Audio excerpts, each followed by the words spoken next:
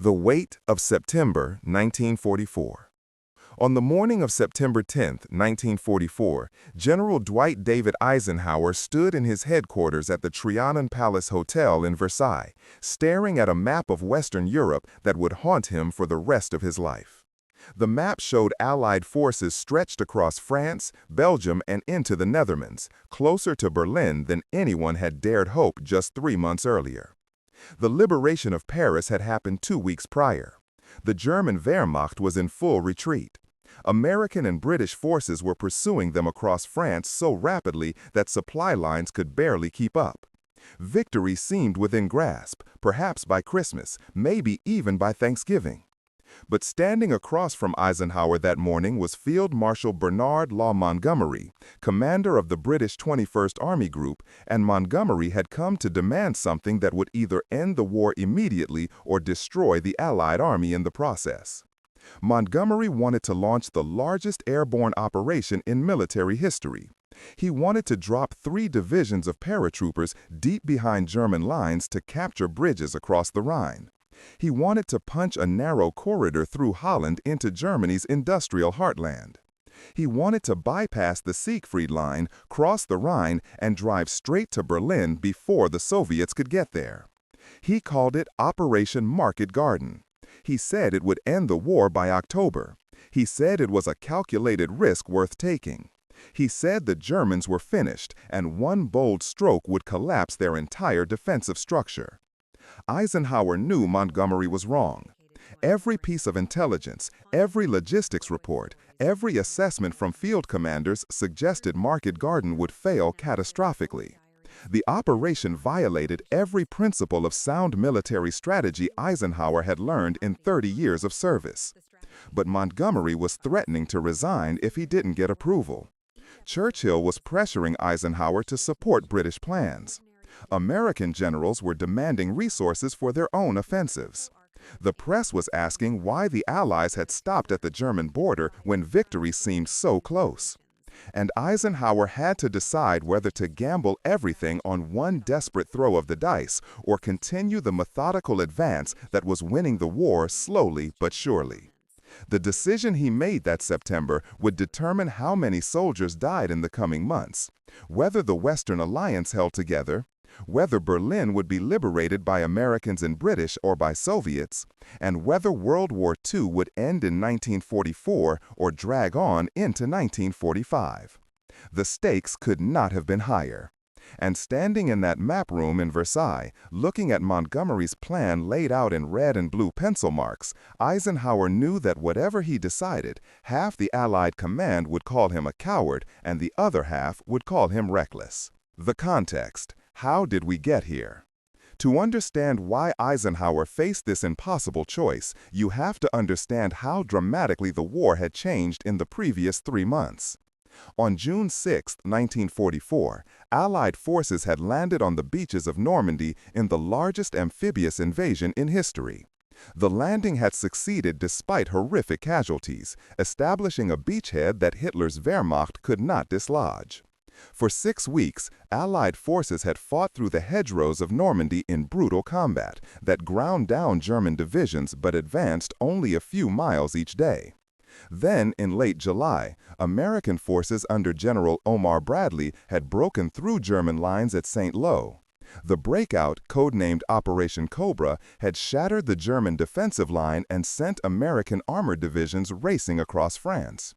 General George S. Patton's Third Army had swept south and east, liberating huge swaths of French territory in days rather than weeks. By mid-August, German forces in Normandy were trapped in a pocket near Falaise. Allied aircraft and artillery had destroyed thousands of vehicles and killed tens of thousands of German soldiers. The survivors had fled east in disorder, abandoning equipment, supplies, and defensive positions. Paris had been liberated on August 25th.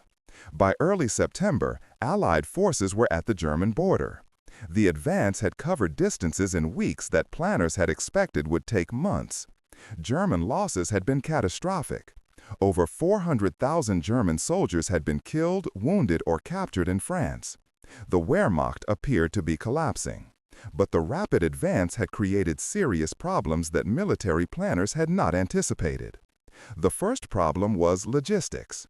Every gallon of gasoline, every artillery shell, every meal for Allied soldiers had to be transported from ports in Normandy across hundreds of miles of French roads to the front lines. The transportation system couldn't keep up.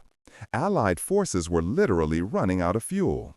Patton's Third Army had been forced to halt its advance in early September because his tanks had no gasoline. British forces pushing into Belgium had faced similar shortages. The supply system that had been designed to support armies in Normandy was now stretched to support armies at the German border. It was breaking down. The second problem was that the Germans, while retreating, were not defeated. German commanders had conducted fighting withdrawals that preserved substantial combat power. They were establishing defensive positions along Germany's western border, particularly along the Siegfried Line, a series of fortifications, bunkers, and obstacles that the Germans had built in the 1930s. Intelligence reports indicated that German forces were reforming, bringing in fresh divisions from Germany and Denmark, and preparing to defend the homeland. The easy victories of August were not going to continue into September. The third problem was strategic disagreement among Allied commanders. Montgomery believed the key to victory was a concentrated thrust by British and Canadian forces through Belgium and Holland into the Ruhr, Germany's industrial heartland. He argued that a single powerful offensive by one army group would break through German defenses, cross the Rhine, and advance to Berlin before the Soviets could get there. Montgomery's plan required giving his 21st Army Group priority for supplies, fuel, and reinforcements. It meant temporarily halting American advances to the south so that resources could be concentrated in the north. It meant putting Montgomery, not Eisenhower, in operational control of the decisive offensive. American generals, particularly Bradley and Patton, wanted a different strategy. They believed Allied forces should advance along a broad front, pushing the Germans back all along the line from Holland to Switzerland. This would prevent the Germans from concentrating forces against any single thrust. It would keep pressure on the entire German defensive line and would lead to systematic liberation of France, Belgium, and eventually Germany. The broad front strategy required distributing resources more evenly among all Allied armies. It meant slower advances but lower risk. It meant American forces would play an equal role with British forces in the final campaigns. It meant Eisenhower would retain operational control as supreme Allied commander. Eisenhower favored the broad front strategy. He believed it was militarily sounder, more consistent with Allied resources, and more politically sustainable, given the need to maintain American and British cooperation. But Montgomery was arguing passionately that the broad front strategy was too cautious, too slow, and would allow the Germans time to recover. He claimed that a bold thrust now, while the Germans are still disorganized, could end the war quickly and save thousands of Allied lives that would otherwise be lost in months of grinding combat through the winter. Montgomery's arguments had political support.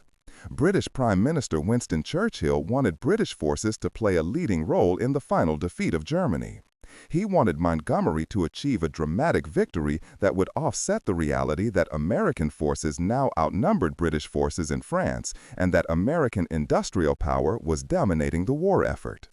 Churchill had been pressuring Eisenhower directly, suggesting that Montgomery's plan deserved serious consideration. Churchill worried that if the war dragged on into 1945, the Soviet Union would occupy more of Eastern Europe, including possibly Berlin. A quick British thrust into Germany would establish Western Allied presence deep in Germany before the Soviets arrived. American political leaders had different concerns. General George Marshall, the Army Chief of Staff in Washington, wanted to ensure American forces received credit for defeating Germany. He worried that Montgomery's plan would sideline American armies and give Britain disproportionate glory. Marshall also worried about casualties. American public opinion was willing to accept high casualties if they led to clear progress, but not if they resulted from reckless operations. President Franklin Roosevelt wanted the war in Europe to end as quickly as possible, so that forces could be redeployed to the Pacific to defeat Japan. But he also wanted to maintain good relations with Britain and didn't want strategic disagreements to fracture the alliance. All these political pressures converged on Eisenhower in September 1944. He was Supreme Allied Commander, responsible for military strategy. But he was also the person who had to manage alliance politics, national sensitivities, and competing egos among his subordinate commanders. And into this already complicated situation, Montgomery arrived on September 10th with Operation Market Garden. Operation Market Garden. The plan. Montgomery's plan was audacious, complex, and unprecedented in scale. The operation would use 3 airborne divisions, the American 101st and 82nd Airborne Divisions, plus the British 1st Airborne Division, a total of approximately 35,000 paratroopers and glider troops. These forces would be dropped along a 64-mile corridor through Holland, from the Belgian border to the town of Arnhem on the northern bank of the Rhine River. The airborne divisions would capture bridges over rivers and canals at Eindhoven, Nijmegen, and Arnhem. These bridges were critical. Without them, ground forces couldn't advance through Holland's water-heavy terrain. While airborne forces seized the bridges, the British 30X Corps, led by armored divisions, would drive north along a single highway from the Belgian border through the captured bridge sites all the way to Arnhem. The advance would be rapid, covering 64 miles in 2 to 3 days. Once 30X Corps reached Arnhem and crossed the Rhine, Allied forces would be in position to swing east into Germany's Ruhr industrial region or northeast toward Berlin. The Siegfried Line would be outflanked. German defenses would collapse. The war would be over. That was the theory. The reality was that the plan required dozens of things to go exactly right, any one of which could fail catastrophically. First, the weather had to cooperate. The airborne drops required clear skies for multiple days. If weather prevented reinforcement or resupply flights, the paratroopers would be stranded behind enemy lines, without heavy weapons or adequate ammunition. Second, the paratroopers had to capture all 9 bridges intact. If the Germans destroyed even one bridge, the entire corridor would be cut and 30X Corps couldn't advance. The paratroopers would be isolated and surrounded. Third, 30X Corps had to advance 64 miles in less than 3 days through territory held by an unknown number of German forces along a single highway with swamps and forests on both sides.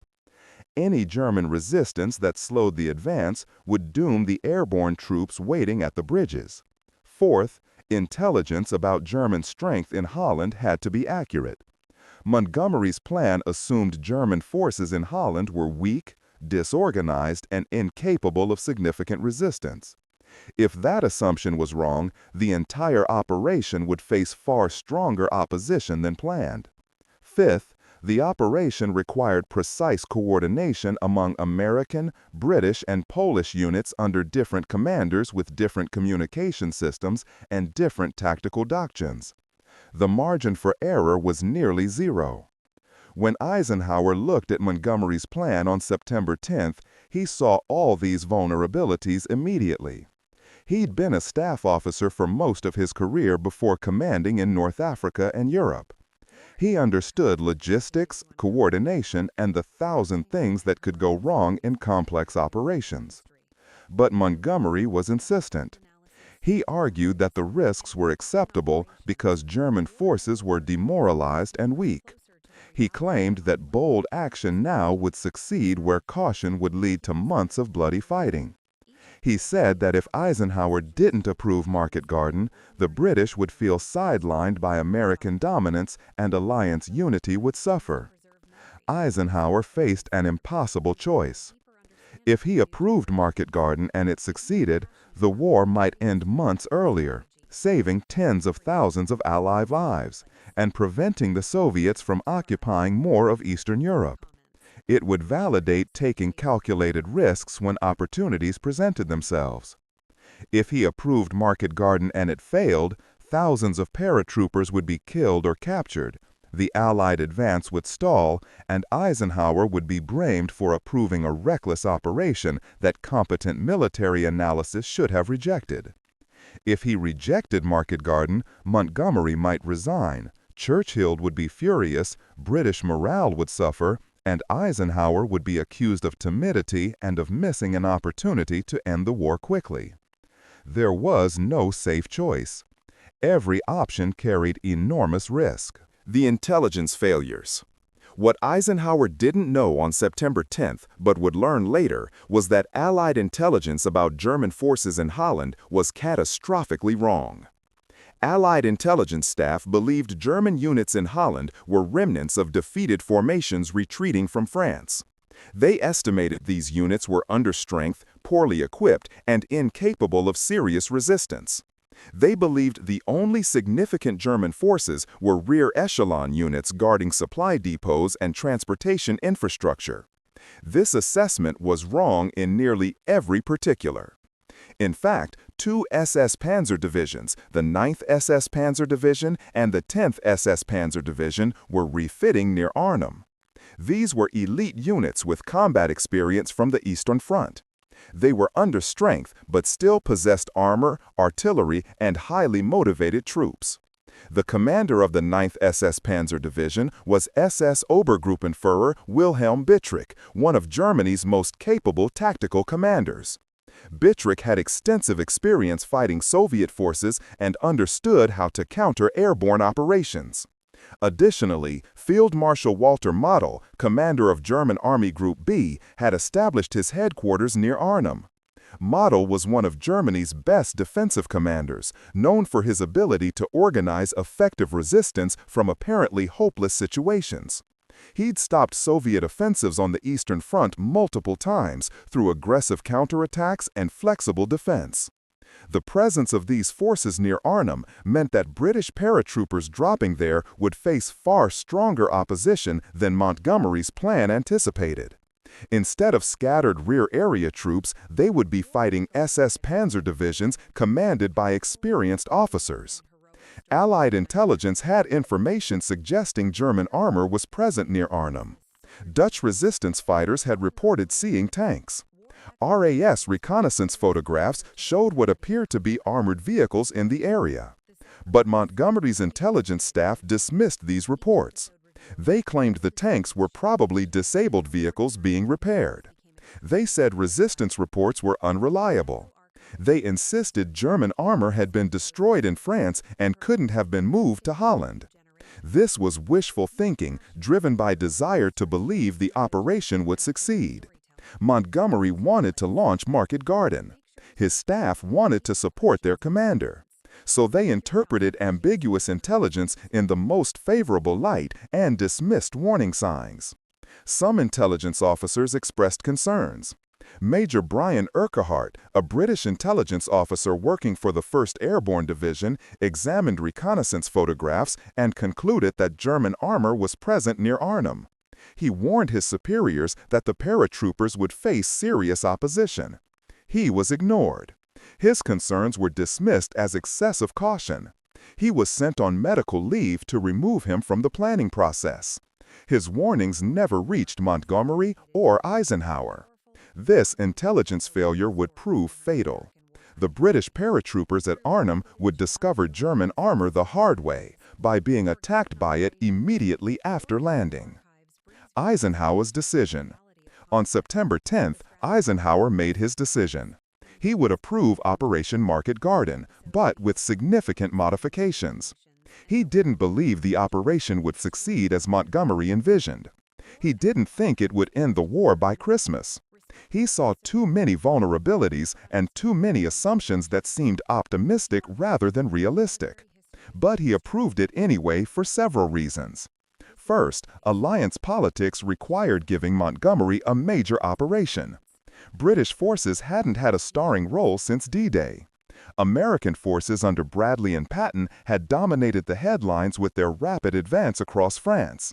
Churchill was growing concerned that Britain's contribution was being overshadowed. Approving a British-led operation would help maintain alliance unity. Second, even if Market Garden didn't achieve its ambitious goals, it might still accomplish useful objectives. Capturing bridges in Holland would establish Allied positions on the Rhine's northern approaches. It would threaten Germany's northern flank and might draw German reserves away from other sectors. Third, the airborne divisions were available and ready. They'd been training in England for months, waiting for missions that kept getting canceled as ground forces advanced faster than expected. Using them now made sense even if the strategic situation wasn't ideal. Fourth, Eisenhower calculated that the risks, while significant, were acceptable if the operation was properly supported. He insisted that Montgomery receive priority for supplies and reinforcements. He ordered that resources be shifted from other sectors to ensure Market Garden had the best possible chance of success. Fifth, Eisenhower believed that even if Market Garden failed, the failure would be contained. It wouldn't destroy Allied armies or compromise the overall strategic situation. At worst, it would be an expensive setback that would require regrouping and resuming the broad front advance. This last calculation would prove tragically wrong. Eisenhower's approval came with caveats. He insisted the operation launch as soon as possible, before German defenses in Holland could be strengthened. He ordered additional air support and artillery support for XXX Corps' advance. He directed that American forces to the south maintain pressure on German lines to prevent reinforcements from being sent north. But he didn't overrule Montgomery's planning. He didn't insist on changes to address intelligence gaps or operational vulnerabilities. He gave Montgomery the authority to execute the plan as designed. Years later, Eisenhower would call this decision his biggest mistake of the war. He would say he'd let alliance politics override military judgment. He'd approved an operation he knew was flawed because he wanted to keep Montgomery happy and maintain British morale. He should have said no. September 17, 1944. Market Garden begins. Operation Market Garden launched on September 17, 1944. It was a bright, clear Sunday morning, perfect weather for airborne operations. Over 1,500 transport aircraft and 500 gliders took off from airfields across England, carrying 3 airborne divisions into Holland.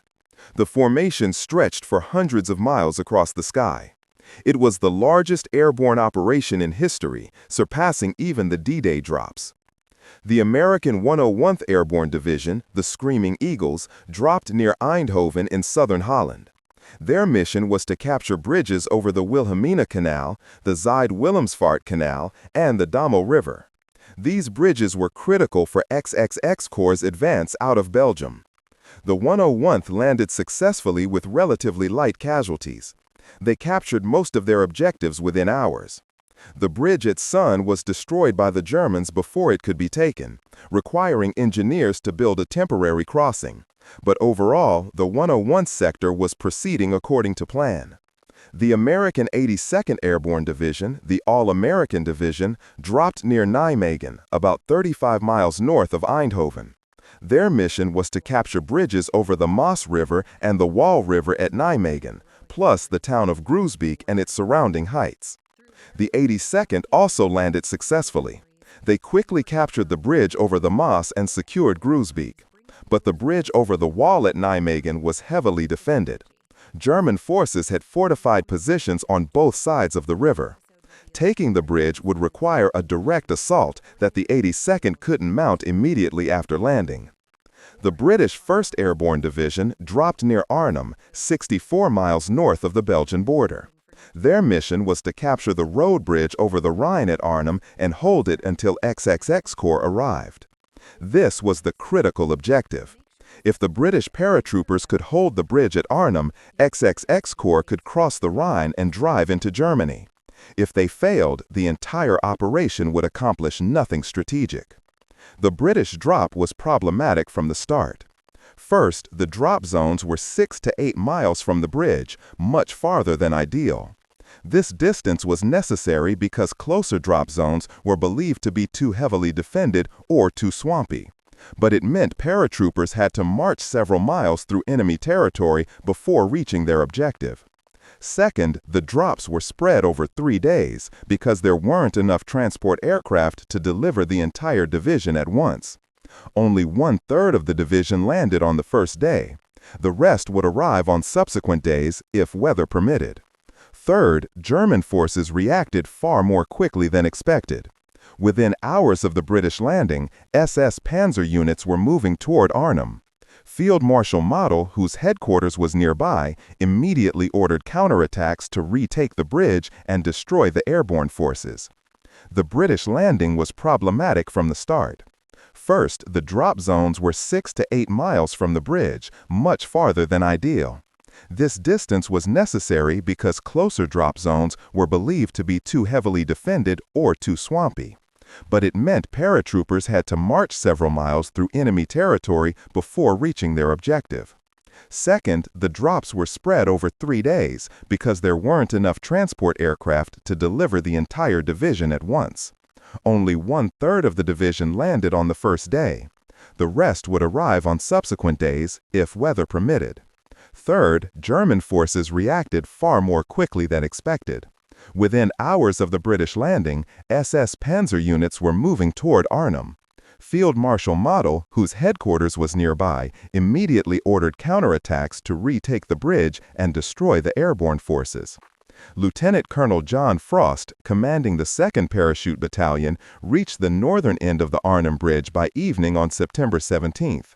His force of about 750 men took up defensive positions around the bridge and waited for XX Corps to arrive. They would wait for 9 days. XX Corps' advances. Too little, too late. While airborne forces fought to hold their objectives, the British XXX Corps began its advance north from the Belgian border. XX Corps was commanded by Lieutenant General Brian Horrocks, an experienced and capable officer. His forces included the Guards Armored Division, multiple infantry divisions, and substantial artillery support. On paper, XX Corps had overwhelming combat power. But advancing along a single highway through enemy hill territory proved far more difficult than planners had anticipated. The highway from the Belgian border to Arnhem, designated Hell's Highway by the soldiers who fought there, was a narrow 2-lane road elevated above surrounding fields and swamps. There was no room for maneuver. Forces had to advance in a single column, nose to tail, completely exposed to German fire from both sides. German forces, though outnumbered, used the terrain brilliantly. They positioned anti-tank guns and infantry in forests and villages flanking the highway. They allowed the lead British tanks to pass, then attacked vehicles further back in the column, cutting the column into isolated segments. XX Corps' advance was supposed to cover 64 miles in 2 to 3 days. Instead, it took 9 days to reach Arnhem, and by then, it was too late. On the first day, September 17th, XX Corps advanced only 7 miles. German resistance at the town of Valkenswaard was stronger than expected. Artillery had to be brought forward to suppress German positions. The delay meant XX Corps didn't reach Eindhoven until September 18th, already a day behind schedule. At Eindhoven, XX Corps linked up with the 101th Airborne. But the destroyed bridge at Sun required engineers to build a temporary crossing. More delays. The column didn't resume its advance until September 19th. Between Eindhoven and Nijmegen, German forces launched multiple counterattacks against Hell's Highway. They cut the road in several places, isolating sections of the column. British infantry had to clear German positions repeatedly, fighting village by village to keep the road open. At Nijmegen, the 82nd Airborne was still fighting to capture the bridge over the wall. German defenders had fortified both sides of the river. Taking the bridge required a complicated assault involving boats to cross the river while other forces attacked from the south. The assault at Nijmegen didn't succeed until September 20th, 3 days into the operation. American paratroopers crossed the Wall River in small boats under heavy fire, suffering significant casualties. British tanks pushed across the bridge from the south. Together, they finally captured both ends of the bridge. But by the time the Nijmegen Bridge was secure, it was September 20th, and British forces at Arnhem had been surrounded for 2 days. Arnhem, the bridge too far. At Arnhem, the situation had become desperate. Lieutenant Colonel Frost's battalion at the bridge was under constant attack. SS Panzer units had surrounded their positions. German forces brought up armor, artillery, and infantry to reduce the bridge perimeter systematically. Frost's men fought with incredible courage. They destroyed multiple German tanks with Piat anti-tank weapons and captured German ammunition to continue fighting. They held the northern end of the bridge for 4 days against overwhelming odds. But they were isolated. The rest of the 1st Airborne Division couldn't reach them. When British paratroopers had landed on September 17th and began marching toward Arnhem, they'd immediately encountered German resistance. SS Panzer units attacked the advancing columns using armor and experienced infantry to block every approach to the bridge. British paratroopers fought through villages and forests, trying to break through to Frost's position. But German forces were too strong. The British were lightly armed airborne troops without heavy weapons or armor. The Germans had tanks, self-propelled guns, and artillery. By September 19th, most of the 1st Airborne Division was surrounded in a pocket near the town of Oosterbeek, about 4 miles from the bridge. They couldn't advance further. They were under constant attack. Casualties were mounting. Weather had turned bad. Fog and rain prevented supply drops and reinforcement flights. The paratroopers were running low on ammunition, medical supplies, and food. Radio communications were intermittent because of equipment problems. The division couldn't coordinate effectively with XX Corps or with other units. On September 21st, after 4 days of continuous fighting, Frost's position at the bridge was finally overrun. He'd been wounded. Most of his men were killed or captured. The Germans controlled the bridge. The rest of the 1st Airborne Division continued fighting in the Oosterbeek pocket, waiting for XX Corps to arrive. They established a defensive perimeter and fought off repeated German attacks. They used houses, gardens, and hedgerows for cover. Casualties were heavy. Medical stations were overwhelmed. XX Corps finally reached the south bank of the Rhine near Arnhem on September 22nd, 5 days late. But they couldn't cross. The bridge was in German hands. The British paratroopers were trapped on the north bank, 4 miles away. For 3 more days, British forces attempted to relieve the airborne troops. Engineers tried to ferry supplies across the Rhine. Artillery provided fire support. Infantry launched attacks to try to expand the bridgehead. It wasn't enough. On the night of September 25th, 26th, survivors of the 1st Airborne Division were evacuated across the Rhine in small boats. Out of approximately 10,000 men who'd landed at Arnhem, only about 2,400 made it back. The rest were... What went wrong? The anatomy of failure. Operation Market Garden failed because it violated basic principles of military strategy and because the assumptions underlying the plan were wrong. First, the intelligence failure. Allied intelligence had underestimated German strength at Arnhem by an order of magnitude. Instead of weak rear area troops, British paratroopers faced SS Panzer divisions with armor and artillery. This made the mission nearly impossible from the start. Intelligence officers who'd warned about German armor had been ignored. Reconnaissance photographs that showed tanks near Arnhem had been dismissed. Reports from Dutch resistance about German strength had been discounted. Montgomery's staff had engaged in confirmation bias, accepting information that supported the operation while rejecting information that suggested it would fail. This is one of the most dangerous failures in military planning. Second, the operational plan was too complex and allowed too little margin for error.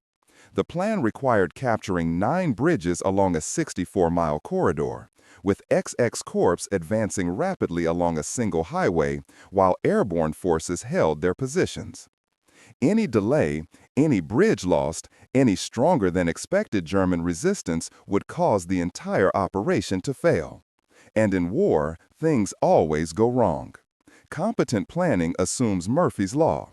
What can go wrong will go wrong. Market Garden assumed everything would go right. That's not planning. That's hoping. Third, the logistics were inadequate. XX Corps couldn't advance quickly along a single highway while fighting off attacks from both sides. The highway became a massive traffic jam, with tanks, trucks, artillery, and supply vehicles all trying to move north simultaneously while under fire. There was no backup route. When the Germans cut the highway, the entire advance stopped until the road could be cleared and reopened. This happened multiple times, causing delays that doomed the paratroopers at Arnhem. Fourth, the timing was wrong. By September 1944, German forces were no longer the disorganized mob retreating from France. They'd had 2 weeks to reorganize, bring in reinforcements, and establish defensive positions. The window for a quick breakthrough had closed. Market Garden would have been difficult even in early September, when German forces were still disorganized. By mid-September, it was nearly impossible. Fifth, the airborne forces were misused. Paratroopers are light infantry designed for short-duration operations where they seize critical objectives and are quickly relieved by ground forces. They're not designed to hold positions for days against armored counterattacks. At Arnhem, British paratroopers were asked to hold a bridge for 2 to 3 days at most. They held it for 4 days before being overrun, and then fought for another 5 days, waiting for relief that arrived too late. This wasn't a failure of courage or competence. It was a failure of planning that asked soldiers to accomplish missions beyond their capabilities. Sixth, the command structure was flawed. Market Garden involved American, British, and Polish units under different commanders with different communication systems. Coordination was difficult. When things went wrong, there was no unified command authority who could adapt the plan quickly. Montgomery was overall commander, but he was at 21st Army Group headquarters, not at the front. He couldn't see what was happening in real time. He couldn't make rapid decisions to address problems as they emerged. Seventh, there was no viable contingency plan. Military operations should always have contingencies for when the primary plan fails. Market Garden had no plan B. Once it became clear the operation wasn't working, there was no alternative strategy except to continue pushing forward and hope for the best. The evacuation of British paratroopers from Arnhem was improvised under desperate circumstances.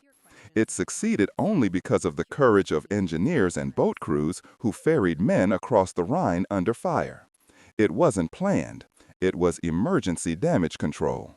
All these failures stemmed from a fundamental strategic error, approving an operation that senior commanders knew was flawed because of political pressure and wishful thinking. Eisenhower knew Market Garden was risky. His logistics staff had warned that supply lines couldn't support a major offensive in Holland while also supporting American offensives to the south. His intelligence staff had concerns about German strength. But he'd approved the operation anyway to keep Montgomery happy and maintain alliance unity. The aftermath: blame and consequences. In the weeks after Market Garden, there was plenty of blame to go around. Montgomery initially claimed the operation had been 90% successful because Allied forces had captured bridges at Eindhoven and Nijmegen and established positions in southern Holland. He argued that only the final bridge at Arnhem had been lost, and that didn't negate the operation's other achievements. This was spin bordering on dishonesty. Market Garden's strategic objective was to cross the Rhine and position Allied forces to drive into Germany. That objective had failed completely. The bridges at Eindhoven and Nijmegen were useful tactically, but didn't justify the casualties or the resources committed. Montgomery later acknowledged privately that Market Garden had been a mistake, but he never accepted full responsibility publicly. He blamed intelligence failures, weather, and insufficient resources.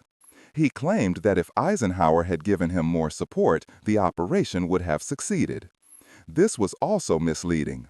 Market Garden had received priority for supplies and air support.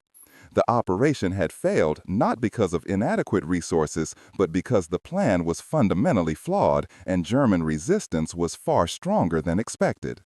British commanders who'd participated in the operation were more honest.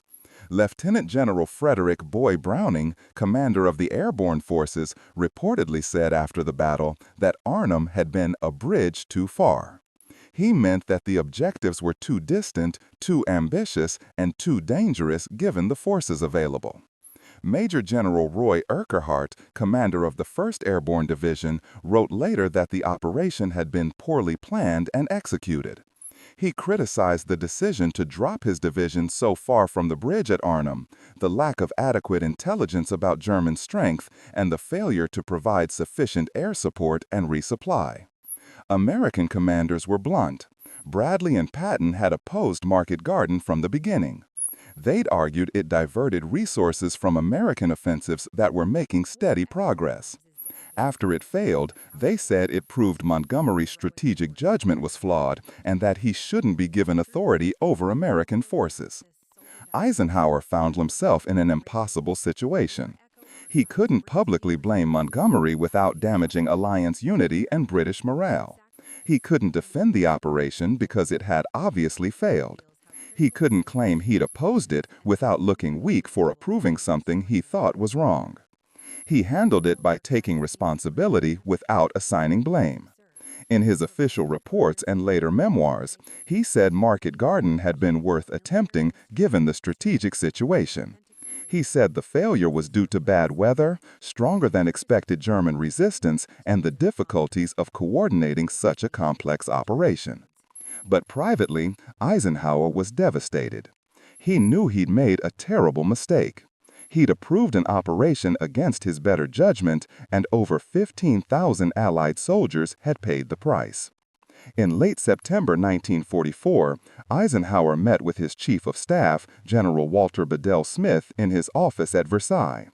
According to Smith's later account, Eisenhower was uncharacteristically emotional. He said he'd let Montgomery pressure him into a plan that wasn't sound. He said he'd put alliance politics ahead of military judgment. He said the soldiers at Arnhem had deserved better leadership. Smith told him that the decision to approve Market Garden had been reasonable given the political constraints and the information available at the time. But Eisenhower didn't accept that rationalization. He knew he should have insisted on better intelligence before approving the operation. He should have demanded changes to the operational plan to reduce risks. He should have said no and dealt with the political consequences. The failure of Market Garden changed Eisenhower's approach to command for the rest of the war. He became more assertive with subordinate commanders, more skeptical of optimistic assessments, and more willing to overrule plans he thought were unsound. He never again gave Montgomery free rein to conduct a major independent operation. All future offensives would be carefully coordinated under Eisenhower's direct supervision, with clear objectives, adequate resources, and realistic timelines. The strategic consequences, how Market Garden changed the war. The failure of Operation Market Garden had profound strategic consequences that extended far beyond the immediate tactical defeat. First, it ended any possibility of concluding the war in 1944. Before Market Garden, there was genuine hope among Allied commanders and political leaders that Germany might collapse before Christmas. The rapid advance through France in August had created momentum that seemed unstoppable. Market Garden's failure demonstrated that German forces were still capable of effective resistance. The Wehrmacht was far from defeated. The war would continue through the winter and into 1945, with all the additional casualties that implied. Second, it validated Eisenhower's broad front strategy over Montgomery's single thrust approach.